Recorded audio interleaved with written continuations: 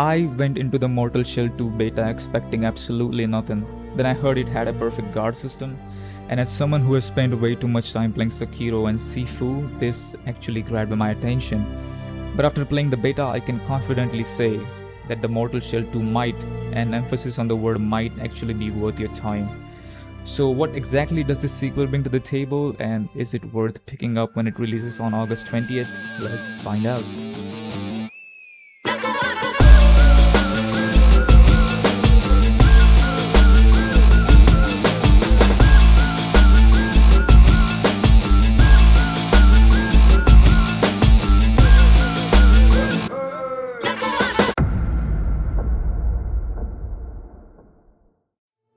So what exactly can you play in this beta?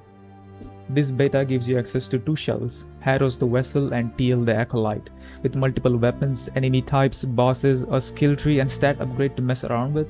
There are also areas that are completely sealed off for now. You'll actually see this black vial-like substance fall in front of certain paths, making it pretty clear that this is inaccessible. And speaking of bosses, the beta takes you all the way to Magdalena, the Lady of the Woods, if I'm pronouncing her name right. We defeat her and that's where the beta ends. But honestly, before getting into all that, the first thing that hit me was the world itself.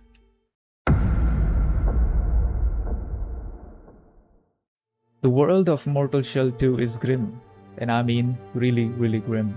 Dead soldiers scattered around battlefields, grey skies hanging overhead, tainted water and infected nature. Everywhere you look, there's some reminder that this world is already dying. And honestly, I am all for it. I haven't played enough of the Mortal Shell 1 to properly compare the two games, but Mortal Shell 2 immediately gave me the feeling I want from a Souls-like. A world that feels lonely, hostile, and like something terrible happened long before you even arrived. And visually, this game is stunning. It's built in Unreal Engine 5 and somehow the performance surprised me even more than the visuals. I'm running GTX 1660 Super, and despite the listed minimum being an RTX 2060 Super, I'm playing at 1080p on low with FSR enabled, and I'm still getting 60 plus frames for most of the game. There are occasional stutters in certain areas, but probably those are because those areas are being rendered. The optimization is genuinely impressive. But the real surprise for me was the combat. The first thing you'll notice is that there's no stamina bar, and that completely changes the pace. You have your usual light and heavy attacks, you can mix them together however you want, and instead of constantly watching a stamina bar, you can focus on the fight itself. There's also a dodge step rather than a traditional Souls roll, but the mechanic that really caught my attention was the perfect guard, like I said at the start of the video. You can block your attacks with your weapon using the Untarnished Seal, and if you time it right or time it perfectly, you deal brick damage to the enemy.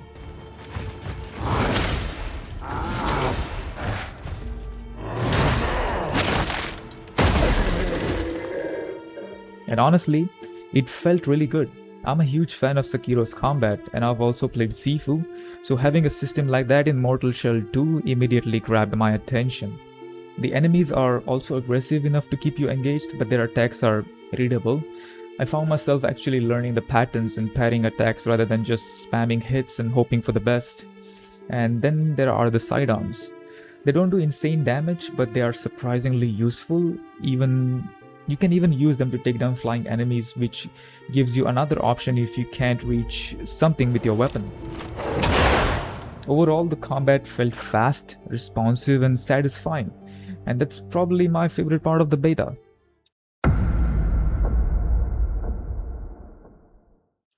Let's talk about shells. The beta gives you two to play with, Harrow's the Vessel and TL the Acolyte. And like last time, these aren't just empty vessels with different abilities, they have their own stories. You can find the dormant remains of these warriors throughout the world, and as you build your bond with them, you can unlock memories and flashbacks that reveal who they were and how they met their end. Harrow's, for example, was a heavily armored soldier who devoted his life to an empire that eventually abandoned him.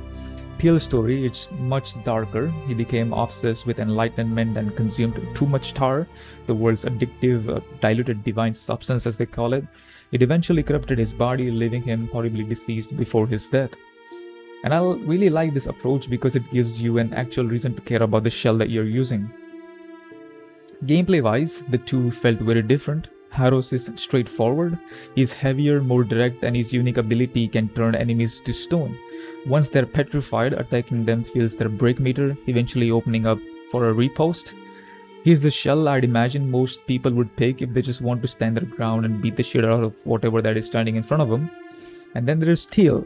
Teal feels much more like a stealth and evasive character.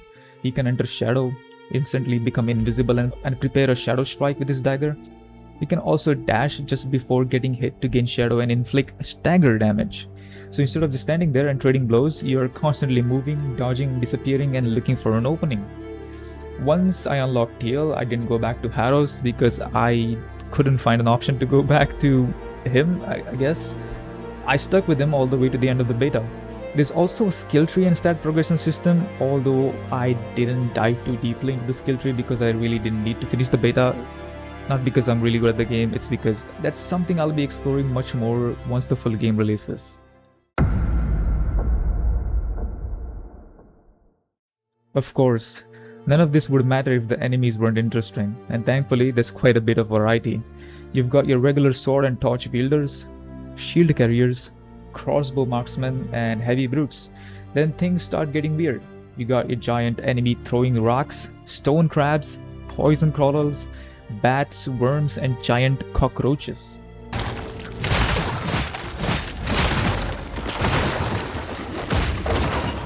And then there are enemies that feel like they came straight out of someone's nightmare.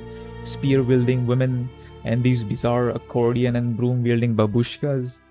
And honestly, some of these enemies are surprisingly memorable. The spear-wielding woman especially gave me a few moments where I had to actually stop and pay attention because they would do this thirst attack and I had to dodge it instead of just parrying it because this is not Sekiro in the end, right?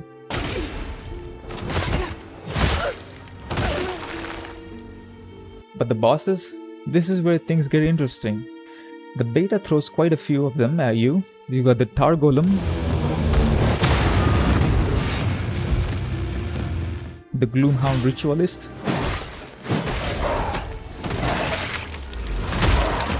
the Tar-Blighted Shepherd, and several other strange encounters scattered throughout the world.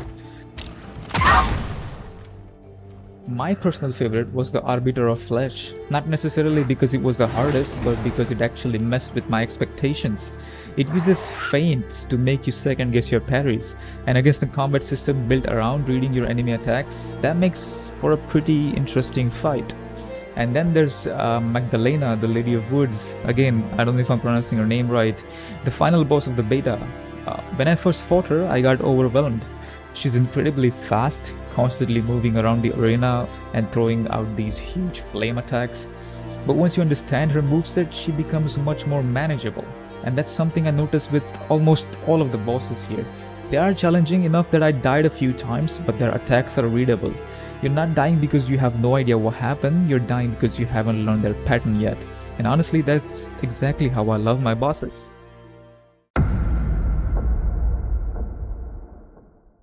But fighting your way through the world is only half the experience. Mortal Shell 2 doesn't feel like a collection of disconnected levels.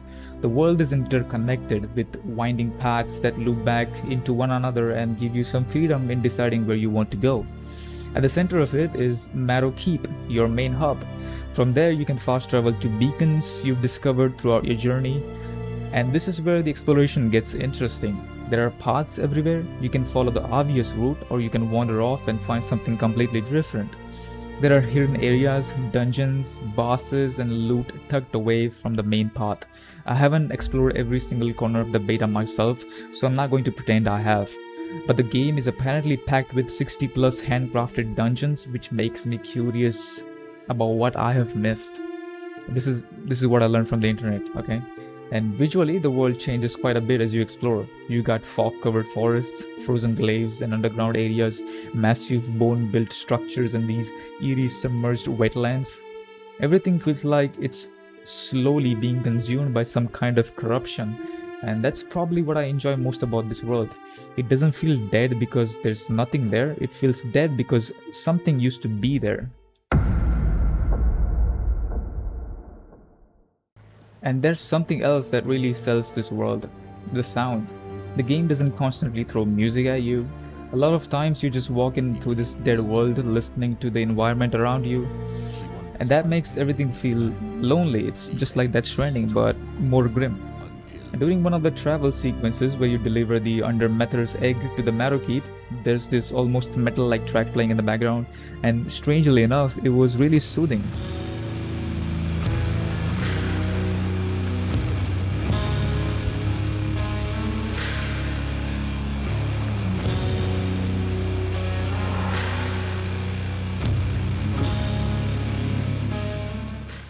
Then you get into combat and everything changes. The sound of the swords cutting through the enemies, weapons clashing against armor, heavy attacks hitting their targets, everything has weight to it.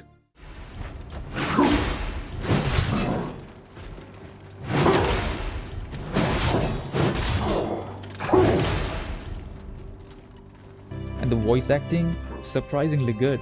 Nothing felt out of place or awkward. The characters sound exhausted, cryptic, or just desperate, which fits the world perfectly. If only I could be so wild, carefree today. I envy them. And that's where I think the sound design really succeeds. The world feels lonely because there's so little warmth in the music. It feels disturbing because you can hear the creatures moving somewhere where you can't see, and it feels dangerous because every impact reminds you of that one mistake that can send you straight back to the last checkpoint. It's a small thing, but it does a lot for the atmosphere.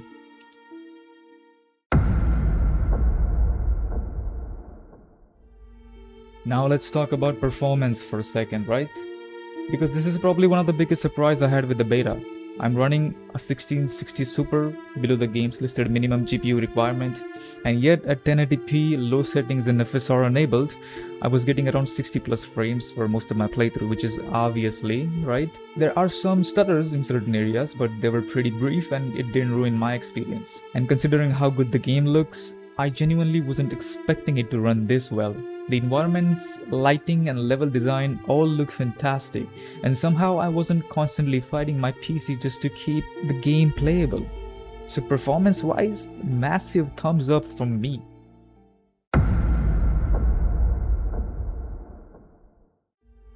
But Mortal Shell 2 isn't perfect, at least not in this beta. There are a few things I'd like to see improved before, or at least eventually after the launch. For one, there's currently no jump climbing or vaulting mechanic. I don't know if they're going to include it, but honestly, I think adding some form of vertical movement would make the world feel even more interesting. There are so many environments that look like they could be explored beyond the obvious path, so being able to actually climb or vault over certain obstacles would be a great addition. The movement itself also needs a little work. When you're locked into an enemy and try to walk backwards or sideways, the game still plays the forward walking animation, which is hilarious to watch. It's a small thing, but once you notice it, you cannot unsee it. And the movement can also feel a little floaty at times. I would love for the characters, especially for different shells, to have a bit more weight and physicality behind their movements. Haros should feel heavy, Teal should feel agile, which he currently feels right now. It's all good. But I don't always get the sense of weight from their movement. These aren't deal breakers for me, but they're definitely things I'd like to see improved as the game continues to develop, or when it releases. So, after playing the Mortal Shell 2 beta, is it worth buying? For me, abso-fucking-lutely. I went into this beta expecting nothing, pretty much nothing. What I got was a grim, atmospheric world that I genuinely wanted to explore, combat that I ended up loving, shells that actually feel different from one another, and a world filled with strange enemies, bosses, and stories that I want to learn more about. And honestly, the last part is probably what sold me the most. I love games that make me want to dig into their lore and understand what the hell happened to this world. Mortal Shell 2 gave me exactly that feeling. There are definitely things I'd like to see improved, especially the movement, but none of them were enough to take away from the experience I had with the beta. So yeah, I am buying it. Mortal Shell 2 is releasing on 20th August, and after playing this beta, I'm actually looking forward to seeing what's waiting beyond these blackened paths. And if you have had a different experience while playing this beta, please go ahead and type whatever you feel like in the comment section, of course, about the game. I'm not talking about anything else. But yeah, thank you for watching this video, and I will see you in the next one, which is probably never. I don't know. Yeah, just thank you for watching.